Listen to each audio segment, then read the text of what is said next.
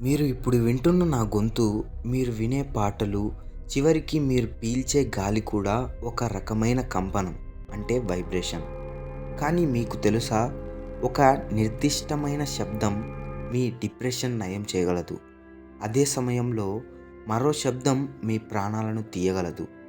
ప్రపంచంలోని పెద్ద పెద్ద మ్యూజిక్ కంపెనీలు మనకు తెలియకుండా ఒకే రకమైన ఫ్రీక్వెన్సీని ఎందుకు వాడుతున్నాయి?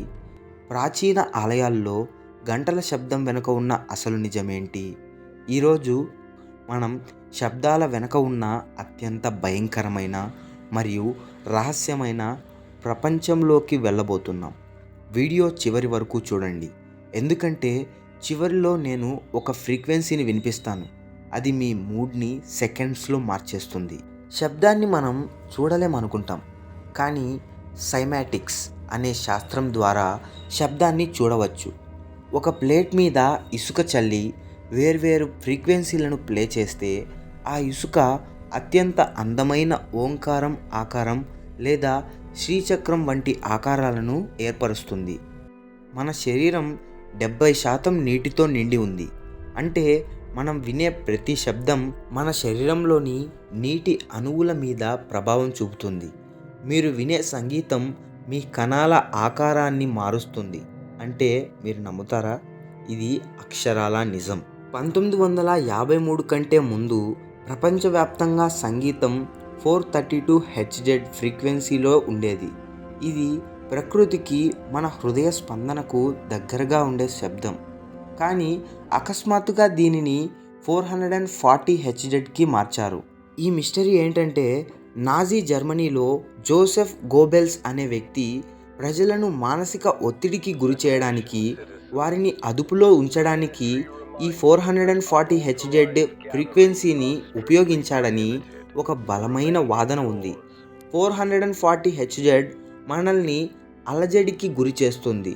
అదే 432 హెచ్జెడ్ మనకు ప్రశాంతతను ఇస్తుంది. మరి ఇప్పటికీ మనం వినే అన్ని పాటలు 440 హెచ్జెడ్లోనే ఎందుకు ఉంటున్నాయి? మనల్ని ఎవరైనా కావాలనే ఒత్తిడిలో ఉంచుతున్నారా? మీకు ఎప్పుడైనా ఎవరు లేని చోట ఎవరో ఉన్నట్లు, మీ పక్క నుండి ఏదో నీడ వెళ్ళినట్టు అనిపించిందా? దీనిని చాలామంది దయ్యం అనుకుంటారు, కానీ దీని వెనుక ఒక సైంటిఫిక్ మిస్టరీ ఉంది. 19 హెచ్జెడ్ ఫ్రీక్వెన్సీని ఇన్ఫ్రాసౌండ్ అంటారు. ఇది మన చెవులకు వినిపించదు, కానీ మన శరీరం దీనిని గ్రహిస్తుంది. ఈ 19 హెచ్జెడ్ ఫ్రీక్వెన్సీ మన కంటి గుడ్లకు స్వల్పంగా కనిపించేలా చేస్తుంది. దీనివల్ల మన కంటి చూపులో ఒక రకమైన భ్రమ, ఆప్టికల్ ఇల్యూజన్ ఏర్పడి పక్కన ఏదో ఆకారం ఉన్నట్లు కనిపిస్తుంది. పాత భవనాల్లో గాలి వీచినప్పుడు ఇలాంటి శబ్దాలు సహజంగా వస్తాయి. అంటే మనం చూసే దయ్యాల్లో సగం కేవలం శబ్దాలే. తుపాకులు, కత్తులు లేకుండా కేవలం శబ్దంతో యుద్ధం చేయవచ్చు. దీనిని LRAD లాంగ్ రేంజ్ అక్యూస్టిక్ డివైస్ అంటారు. ఇది ఒక రకమైన సౌండ్ కానన్. దీని నుండి వచ్చే అత్యంత తీక్షణమైన శబ్దం మీ చెవులను పగిలేలా చేస్తుంది, మీ మెదడు పని చేయకుండా చేస్తుంది. శత్రువుల మీద ఎటువంటి గాయాలు లేకుండా వారిని దెబ్బతీయడానికి ఆధునిక సైన్యం ఈ శబ్ద ఆయుధాలను వాడుతోంది. చివరిగా నాసా అంతరిక్షంలో సూర్యుడి నుంచి వచ్చే శబ్దాలను రికార్డ్ చేసింది. ఆ వింతైన శబ్దాన్ని విశ్లేషిస్తే అది మన పురాతన మంత్రం ఓం ధ్వనిని పోలి ఉంది. వేల ఏళ్ల క్రితం మన ఋషులు అంతరిక్షంలో శబ్దం ఎలా ఉంటుందో ఎలా తెలిసింది? బహుశా మన పూర్వీకులు శబ్ద రహస్యాలను మనకంటే బాగా అర్థం చేసుకునేవారేమో. అందుకే మీరు వినే సంగీతం పట్ల జాగ్రత్తగా ఉండండి.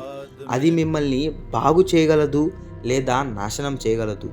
శబ్దాల వెనుక ఉన్న ఈ రహస్యాలు విన్నాక మీకు ఏమనిపించింది? మీరు ఎక్కువగా ఏ రకమైన మ్యూజిక్ వింటారు? కామెంట్ చేయండి. ఈ వీడియో మీకు నచ్చినట్లయితే లైక్ చేసి మీ ఫ్రెండ్స్కి షేర్ చేయండి. ఔషధ ఫలం ఫ్యాక్ట్స్ యూట్యూబ్ ఛానల్ని సబ్స్క్రైబ్ చేయడం మాత్రం మర్చిపోవద్దండి. జై హింద్.